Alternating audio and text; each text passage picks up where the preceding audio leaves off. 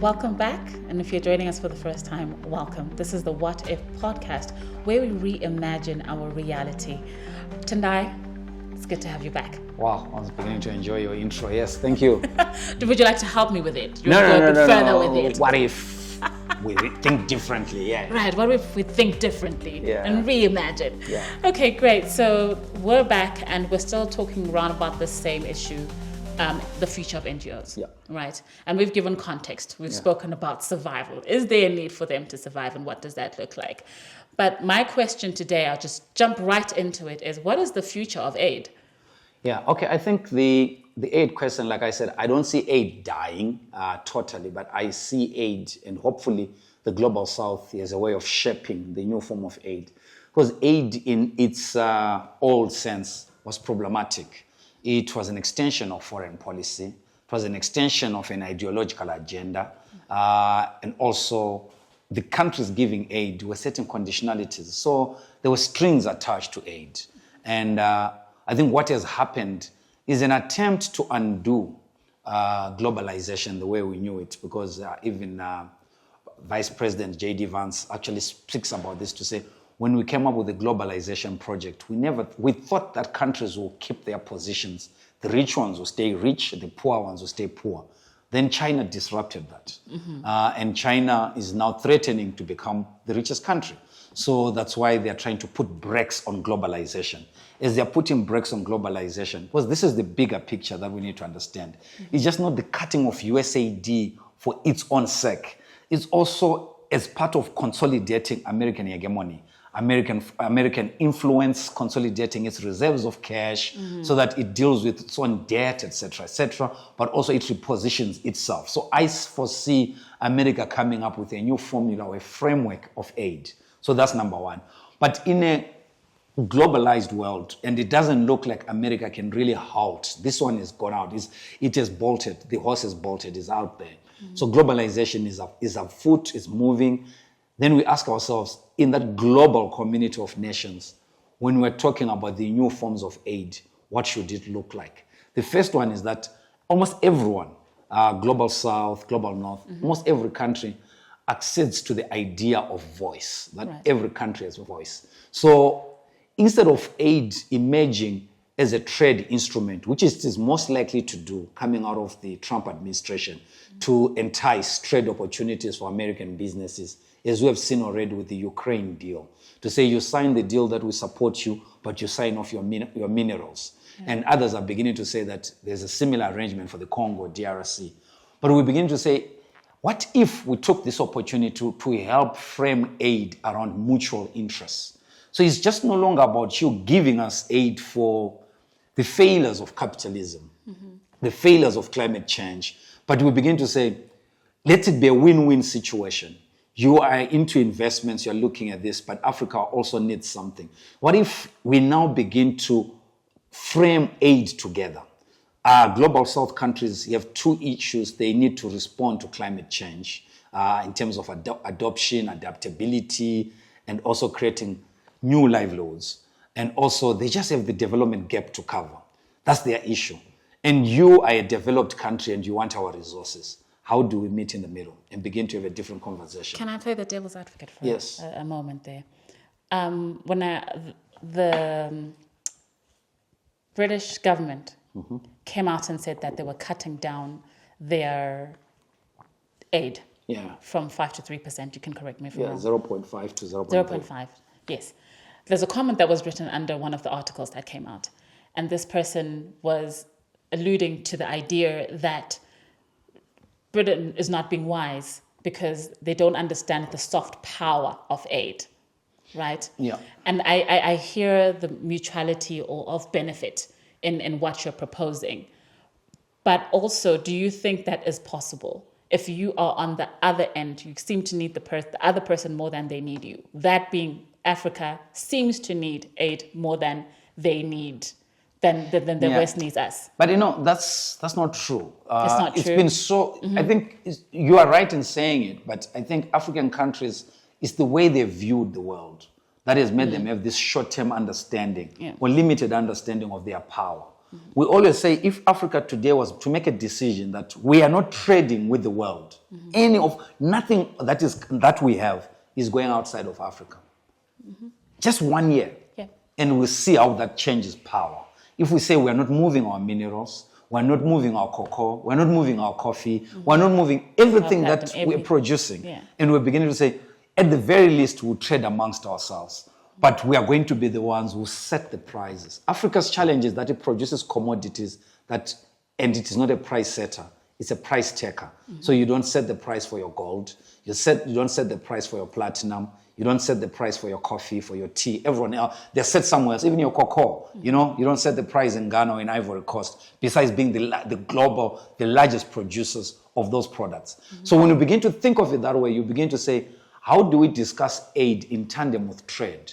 Because our power is not cash. Our power is natural resources, but that's wealth. So when you begin to really understand the wealth that Africa has, or even other global South countries that have, we actually realize that what we've been lacking is voice and an understanding of our strategic power. But related to the comment around the Brits, for me, it's like, I looked at it and said, the Brits should not be too quick to try to copy America. I'll explain why.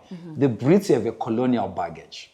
The Brits are the ones that are facing the challenge of reparations. More than anyone else, is the Brits, is the French. They were the biggest players in Africa as colonial actors. Right. Maybe the Germans and the Portuguese as smaller players. So the reparations reparations movement is gaining traction. So I also want to throw it into the new aid discourse to say, rather than aid, maybe we need reparations. It's an because angle, yes. You've been giving us aid as a band-aid to postpone important structural questions and historical questions that we need to ask as Africans. So now if you are saying, all along we thought we're actually in a place of mutual interest, that you are covering for your sins by giving us aid, but now you're thinking that you're doing us a favor. So as African countries, you throw that away and say, okay, you actually owe us. You owe us for the slave trade, the sugar plantations, the tea plantations in Jamaica and other islands. You took slave labor here and you put them there. And you took slave labor to build your roads, etc. We need reparations for slavery. We actually need reparations for resources that were stolen during colonization. Right. Yeah. So the conversation becomes a bit, actually the reparations conversation should now accelerate, should now move. In this period. Yeah, there's no more excuse. Because all along, there was this gentleman's thing to say, but we're giving you aid, we're helping you with HIV/AIDS, but now you're saying, we no longer want to give you, but you owe us. So I think those who are leading the reparations movement have actually got a better say to say, even to those of us who are a bit reluctant to jump onto the bandwagon of reparations, to say, so you really think these people can discuss around aid when they think they're doing you a favor? Let's really make a compelling case. Let's have for artifacts, for everything. Let's really have a good discussion around it. So that's the second aspect. Then there's the third aspect, the illicit financial flows, number one, of our money. Africa is a net creditor to the world. Yeah. It's not a net debtor. There's more money that comes out of Africa than money that comes into Africa.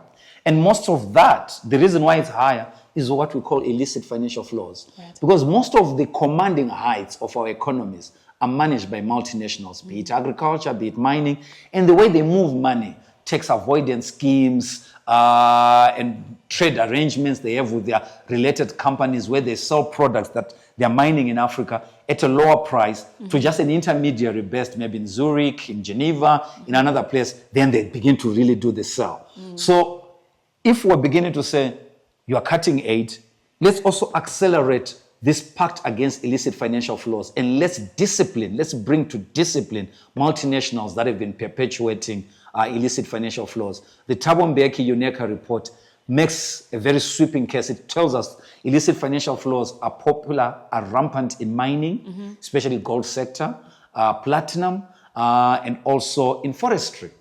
They are quite rampant there. Service industry, etc. Money is being moved out of Africa more than that is coming into Africa. So that's one aspect of illicit financial flows. Those who are studying flows have not studied the flow of human capital. Right. We are, together with Ghana, Nigeria, and others, bleeding people. We are bleeding people, but we're not bleeding just ordinary people. We're bleeding expertise. Right. The people who are running the NHS system right now, There's quite a number of Nigerian doctors, a number of Ghanaian doctors and nurses, Zimbabwean doctors, etc. Many African countries, even South Africa, is bleeding expertise to Australia, to many other countries. But these countries that are receiving these experts are not involved in investing in the development of their skills. That is right. Yeah? I'm going to stop you there. Sure. But I wanted to make this point. Can I just make this point? Can I make this point? Go ahead. If you're not involved in manpower training, because for all of us, for most of us here in Africa, for somebody to be a doctor, government has been involved from grade 1 all the way to your housemanship. Yes. Government has been paying something. Then you get your housemanship, you finish it, you get your certificate, and off you leave. Then you service that country and they say, oh, they send remittances. But remittances are just a portion of your income. What if we had a manpower development tax where we agree and say proportionally how many Zimbabwean doctors do you have in the UK that were trained in Zimbabwe? Because you have the database. Because when you're hiring them, you said training institution and you said University of Zimbabwe.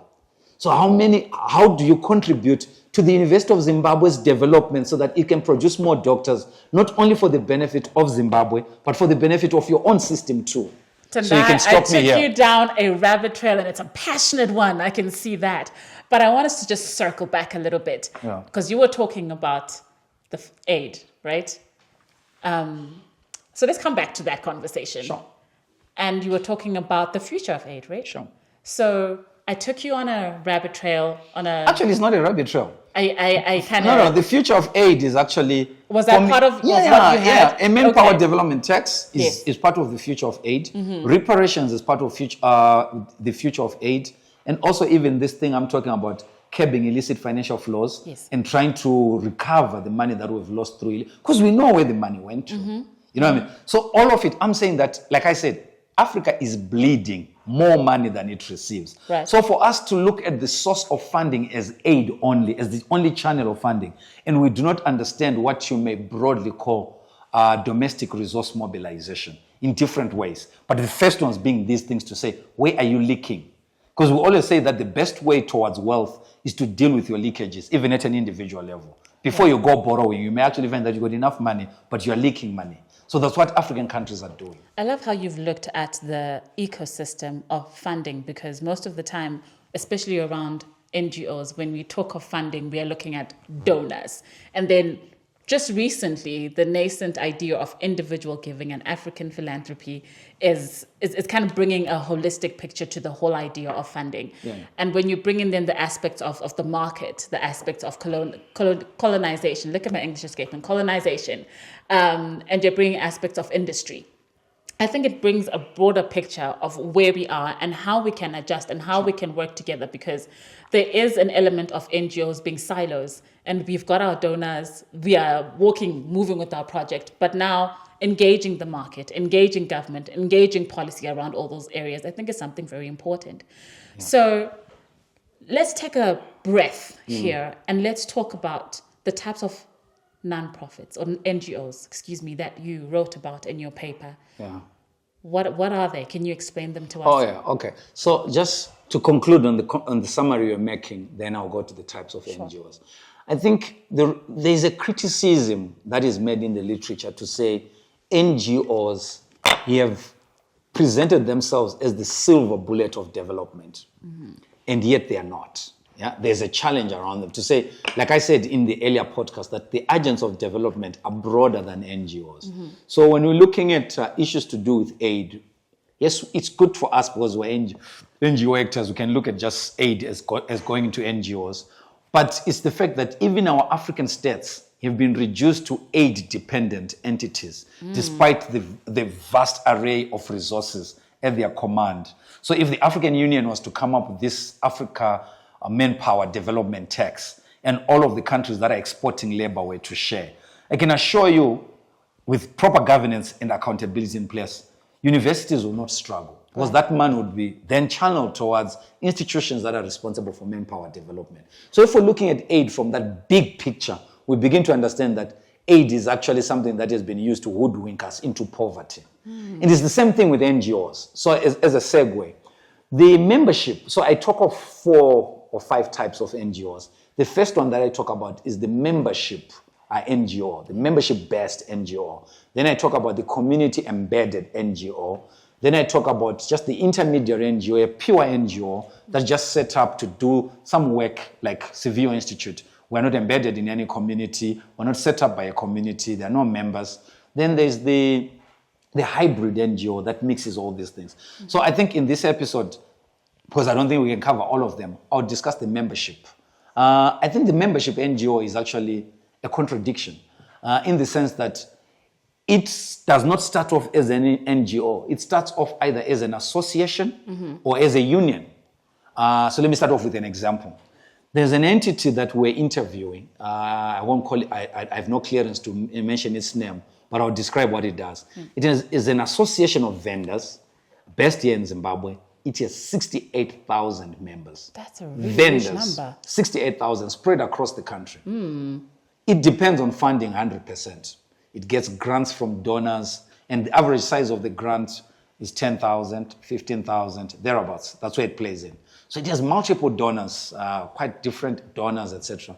Then in the interview, we asked the executive director to say, have you ever thought of raising money from your members, even $1? Because if it's 68,000 and $1 gave you money, each member gave you $1. 68,000 US dollars. How about $10? 680,000. How about 100? 6.8 million. Right. $100. Vendors by nature are profit. Forget the pity literature. Forget trying to make them look like, oh, they are just struggling to survive. They actually make money. They are in it for the profit. They are not welfare. They are not running charities. Vendors make money. So if there's an entity representing their interests and they are happy with that entity, I would assume that they contribute. Why am I saying this? Historically, we've had associations of workers, associations of people with a common interest, and people have kept those associations going through their own subscriptions. But because it became easy to raise money from donors, instead of talking to 68,000 members, trying to convince them to give you subscriptions, you just write to one donor and they give you 10,000. You keep the lights on. You look for the next donor. You keep before you know it, you're now disciplined not to report to your members. You're now reporting to the donor. Right. You're now implementing projects that are donor-driven. So there's actually maybe even a misalignment between what the secretariat of this vendors association is doing compared to the interests of the vendors. Because the vendors have no say into what the secretariat is doing because they're not contributing. Right. Imagine if they're all contributing $1 every month. They'll then want to know. They'll have the right to ask, where They'll have is the my right money to ask, going? right? So I think it was, like I said, it's a contradiction. It was a quick way out. We see this with these vendors associations. Here in Zimbabwe, we also see it with trade unions. A number of trade unions also stopped getting membership dues from their members, but began to survive on donor grants.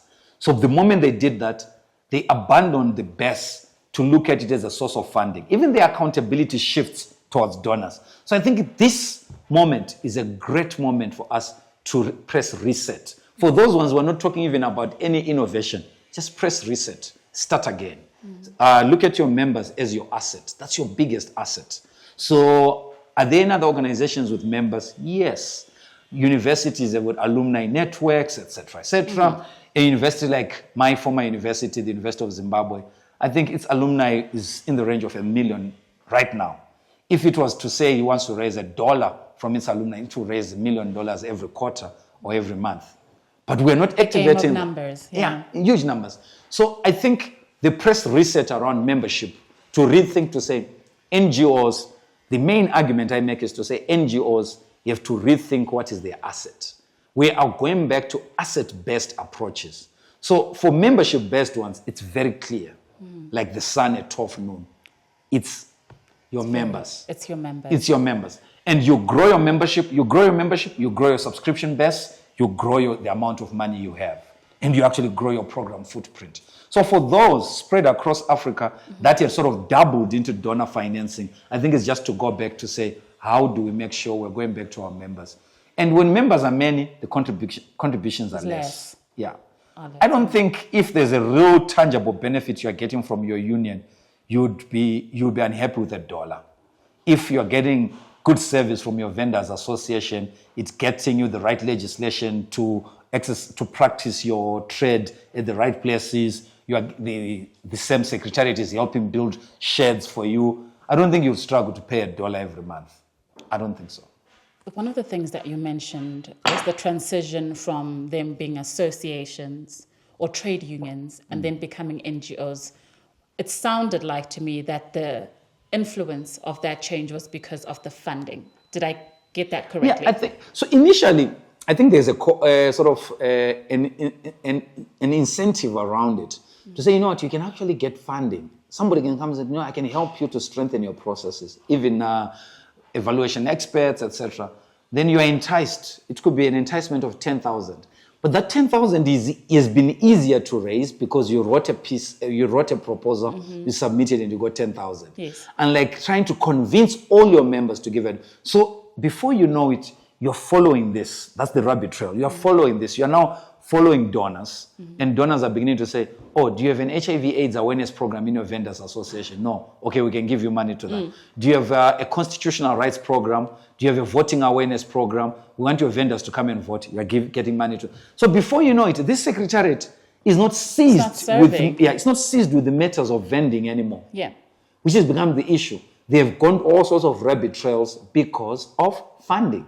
So what I was saying is that they need to go back to the original mission to service the interests of vendors, service the interests of workers in a workers' union, service the interests of peasants, smallholders who belong to this association. We have established the association to service the interests of a residents' association, because we've been training residents' associations at Seville Institute. One of the things that we learned as we went into cities, we'll go into a city and find that there are 7 residents' associations. When you really dig deep, it's competition for resources. Right. They are all fundraising from donors. So each one wants to have their own.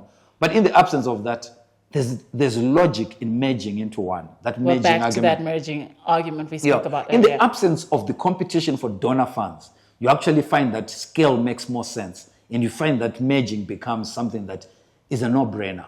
Right. Yeah. I just want us to go back to the idea of resetting. That's the word that you used. Yeah. So with the membership organization, this futuristic membership NGO, what is it that they're resetting besides fundraising? What other elements do you think they need to look at? So you are resetting from a deficit mindset, because that's the most important part. Many of our NGOs, especially these membership-based ones, are programming from a position of being a deficit mindset, to say we don't have, so we're going to look for donors. And yet they have a lot. So there has to be a change in mindset.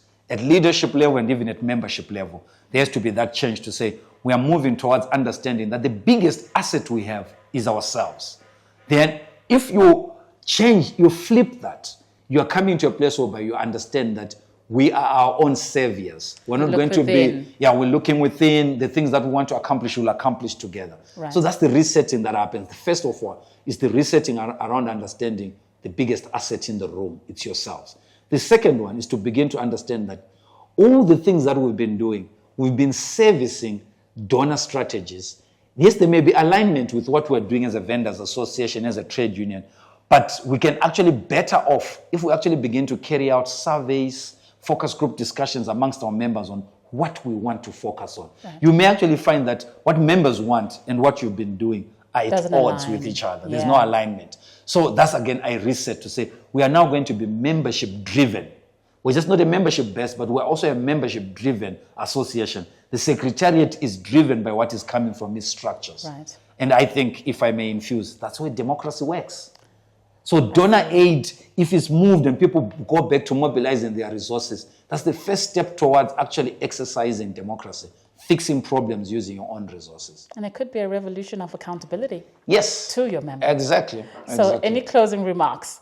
Yeah, so I think it's just, the conversation may sound like, oh, talking about aid at a big scale and now talking about this, but I think it's the connections. Because I think we've narrowly understood the harm that aid can do in the place of where you don't have your own agency, you don't shape it. Because like I said, in many instances, aid has been an instrument of foreign policy of the giving government. So in many instances, it's serving their needs than yours. But if we begin to take this as an opportunity, that's something that I meant to say, in every situation of difficulty, try to flip it to understanding what is the opportunity in the difficulty. Right. So the opportunity in the difficulty for membership-based organizations is for reset. This is an opportunity that, because to many others, if you had gone maybe as the Secretary General of that association, of that union, and said, I feel we need to do this, they may have said, he's doing this because he's poor at fundraising. But if you're now saying that this is our situation, we really need to rethink our survival, etc. So I think there's an opportunity in this crisis, and that's what we need to be harvesting, to say what is the opportunity and how do we learn from entities that have been raising resources from within. Yeah. Thank you, Tendai, for sharing those thoughts Fantastic. around aid and what are the different NGOs that we could have for the future. You might have the numbers that we're speaking about and you're thinking of how you can survive as an organization. Here is an idea. How many members do you have and how can you utilize those resources that you have? So thank you for joining us for this episode. My name again is Nontsege Lelo. We hope to see you again in the next one where we are going to be discussing other forms of NGOs that we are seeing or imagining for the future. So if you'd like to see more of us or more of our work, you can find us at www.cvoinstitute.org. It's bye for now.